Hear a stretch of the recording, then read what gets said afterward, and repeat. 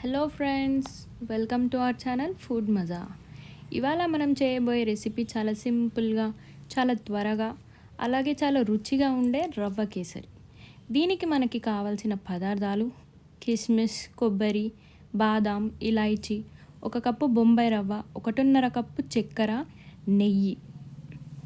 ఇప్పుడు ముందుగా మనం స్టవ్ వెలిగించుకొని గిన్నెలో సరిపడా నెయ్యి వేసుకొని ముందుగా మనం తీసి పెట్టుకున్న కిస్మిస్ని వేయించుకొని పక్కన పెట్టుకోవాలి. ఇందులో మీరు జీడిపప్పు, పిస్తా పప్పు కూడా వేసుకోవచ్చు.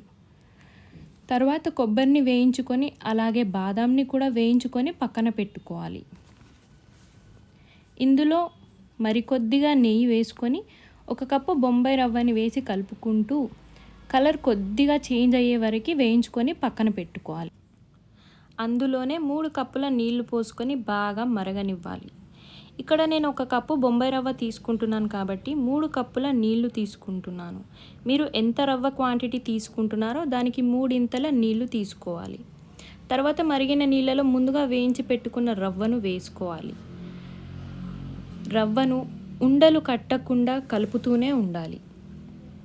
మధ్య మధ్యలో కలుపుతూ అడుగంటకుండా చూసుకుంటూ ఉండాలి. రవ్వ ఉడికిన తర్వాత అందులో ఇలాయచీ వేసుకొని కలుపుకోవాలి. ఉడికిన రవ్వలో ముందు తీసుకున్న 1.5 కప్పు పంచదార వేసుకొని కలుపుతూ ఉండాలి. పంచదార కరిగిన తర్వాత అందులో కాస్త ఫుడ్ కలర్ని యాడ్ చేసుకోవాలి. ఇది ఆప్షనల్, మీరు కావాలనుకుంటే వేసుకోవచ్చు. నేను ఇక్కడ కలర్ కోసం వేసుకుంటున్నాను. ఇప్పుడు మనం కొద్దిగా నెయ్యి వేసుకొని కలుపుతూ ఉండాలి. అయితే మనం స్టవ్ని ఎప్పుడూ సిమ్లోనే పెట్టుకోవాలి. రవ్వని మరికొద్దిసేపు కలుపుకొని మూత పెట్టుకొని 1-2 నిమిషాలు అయ్యాక మరి కాస్త నెయ్యి వేసుకొని బాగా కలుపుకోవాలి. నెయ్యి కరిగిన తర్వాత అందులో మనం ముందుగా వేయించుకున్న డ్రై ఫ్రూట్స్ని యాడ్ చేసుకొని బాగా కలుపుకోవాలి.